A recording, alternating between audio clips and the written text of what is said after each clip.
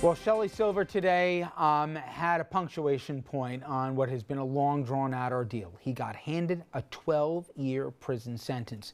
You'll, of course, remember the former Assembly Speaker found guilty on 7 federal corruption counts in November. Our Dominic Carter, he was in the courthouse when the judge handed it down. And good evening, Richard. 12 years, and Mr. Silver has until July 1st to report to federal prison. Everybody step back. Swamped by cameras afterwards, Sheldon Silver showed no emotion.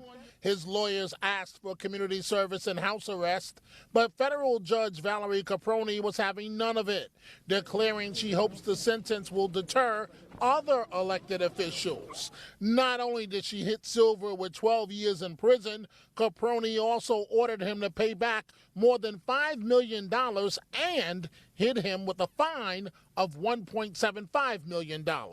We accept what she has done today. Obviously, we told the judge in advance we were going to appeal. We'll do it, Mr. Silver, and we respect the justice system.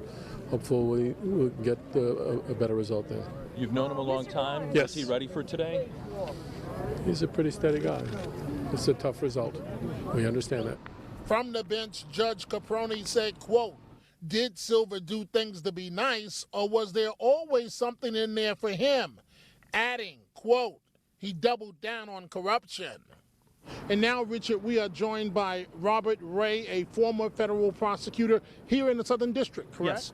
Okay, you were here at the courthouse just a little while ago as all this went down, the mass chaos as Silver was leaving the courthouse. 12 years, surrender date of July. What do you make of the sentence? It was a severe and, arguably harsh sentence, but as the judge explained during the sentencing proceeding, it was necessary to send a message to the public and also to politicians more specifically that corruption cannot be tolerated, that the conduct here undermined the public's confidence in the integrity of public officials generally, and in that intangible way, serious damage was done to the state of New York. And as a result of that, given what the judge viewed in context, which is a series of convictions of New York public officials over the recent past, and sentences, as she said, that ranged anywhere from probation or effectively probation to 14 years in prison, and in light of a recommendation here from the probation office of 10 years and the government's request for a sentence in excess of 14, I think she essentially tried to find some middle ground, and that's why she imposed a sentence of 12 years, but obviously not by any means lenient. As a former federal prosecutor yourself, you were counsel on Whitewater. I was a bit taken off guard at how tough the prosecutors were. They really wanted the judge to throw the book at Mr. Silver. Well, remember now, throwing the book under the sentencing guidelines that were calculated here are astronomically high. Some would say ridiculously high, in the neighborhood of in excess of 20 years. We're not talking about a sentence, in that on that order of magnitude. On the other hand, we're talking about a 70-year-old defendant who had survived prostate cancer, who got a sentence of 12 years, of which, under federal guidelines, he would serve 85% of that sentence. Effectively, that's a life sentence. So that's not by any means, showing an enormous amount of mercy here. I mean, I think it was, everybody understands that sentence to have been severe. Let me close this way. Mr. Silver may not do much time in prison based on what's going on with the Supreme Court and the case in Virginia. Well, we're a long way away from knowing that. What I will say is that the judge, I think, set the July 1 surrender date in this case. In other words, Mr. Silver will remain out on bail until July 1. To give sufficient time, because what's expected before July 1, at the end of the term, the Supreme Court will decide the Governor McDonnell case. If the Supreme Court decides, where I think what's going to happen is he'll decide in his favor. If they do so, that will have bearing on Mr. Silver's appeal. And in the immediate impact will be whether or not Judge Caproni decides to give bail to Mr. Silver pending his appeal. And I think that will in part depend on what the Supreme Court does. If the Supreme Court throws out Governor McDonnell's conviction, I think you'll look to see the likelihood that Mr. Silver will get bail on appeal in this case, and obviously we'll know the answer to that question before July 1. And Richard, that being a former federal prosecutor talking to us on what has been a remarkable day from here in Lower Manhattan. Sheldon Silver, 12 years in prison. The judge says she's trying to accommodate his request to go to Otisville Federal Prison, which is located here in New York State. Reporting from Lower Manhattan, I'm Dominic Carter. Richard, let's go back to you. Thank you very much, Dominic. And of course, as we know, this trial not in isolation or in a vacuum. The Silver sentencing happening on the very same day that Dean Skelos' replacement was sworn in. Todd Kaminsky, he won that state Senate seat. So 2 of the 3 guys in the room have been replaced. And the third, Governor Andrew Cuomo, he is dealing with a federal investigation into the so-called Buffalo Billion. That refers to $1 billion in state money that was poured into Buffalo for economic development. The former aide to Governor Cuomo, Joe Percoco, who you see there, is the focus of that probe. Percoco, he got lucrative consulting contracts from state contractors that right after he worked for the governor's office, but was still running the governor's re-election campaign in that consultant role. Cuomo had the following to say about it. And I've learned the hard way that sometimes what it looks like is not what it turns out to be. So before you speculate and what about this, get the facts first.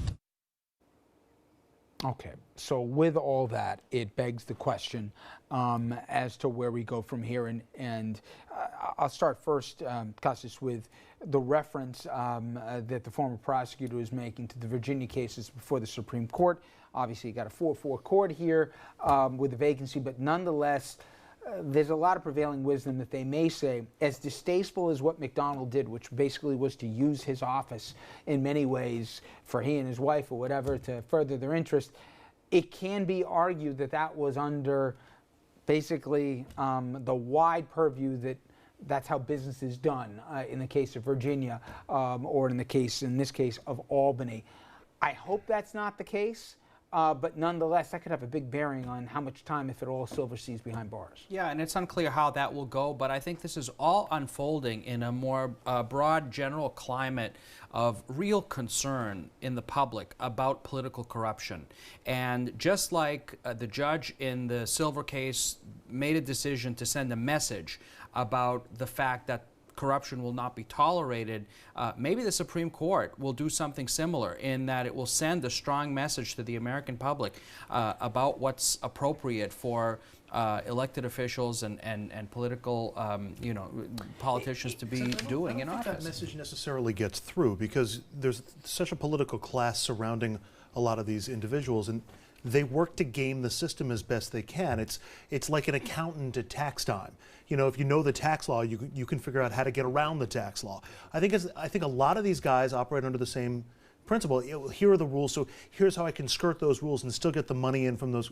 You know, I agree with the sentence, but I don't know if that sends the message that perhaps the judge is thinking it does. And I'll tell you, Scott, for me, one of the most distressing things that I've seen in the last year and a half covering these stories and these cases and everything else is the rank cynicism that people have, which is they weren't shocked about the Silver case or the Skelos case. They believe it's happening every day. Now, I take the unpopular position to tell him, not that I'm taking up for Brodsky all the time, right? He does a good enough job promoting himself, but that it's not true. Most of them, they're not crooks. But the prevailing wisdom, not just of the general public, but a lot of folks that are around this is, please, the other ones just haven't been caught yet. And that's been the worst, I think, indictment in this whole story, is that it's just fed into the idea that out of sight, out of mind, you know what those guys are doing with our money. You're right, and it's really sad because the thousands and thousands of people who serve properly, honestly, or open, accommodating what they're supposed to be doing and nothing more, are dismissed, and I think it's driving the Trump and the Sanders campaign. Honestly, I think people are just fed up, and you know what? This whole thing with the Cuomo and the Buffalo Billion, I mean, this is deep. This is not just a question of somebody getting money when he was off the state payroll. It's a question of how those folks got jobs, billions of dollars worth of contracts. And you know what? For folks, if you look on your own into the story, but Percoco, when he was a consultant, allegedly, this is what's out there, got, in effect, stipends of 70 and 50 grand from two people who had business before the state. We'll let it play out if it was legitimate payments for services rendered, or if there was either an unspoken or more of a quid pro quo, you do this, we'll help you land some contracts. But nonetheless, we're talking about 100 grand here or so, right? And to his wife. Right, to his wife. And I'm not saying that's chump change, that's real money. But think about how little it takes to buy influence in Albany.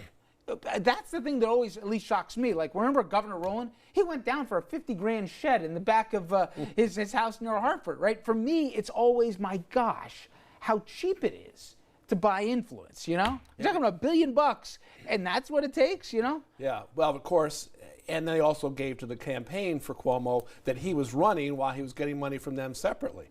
And the question of the legality is one thing, but if you put all this together, man, there's a lot of smoke. I mean, there's, and you know what?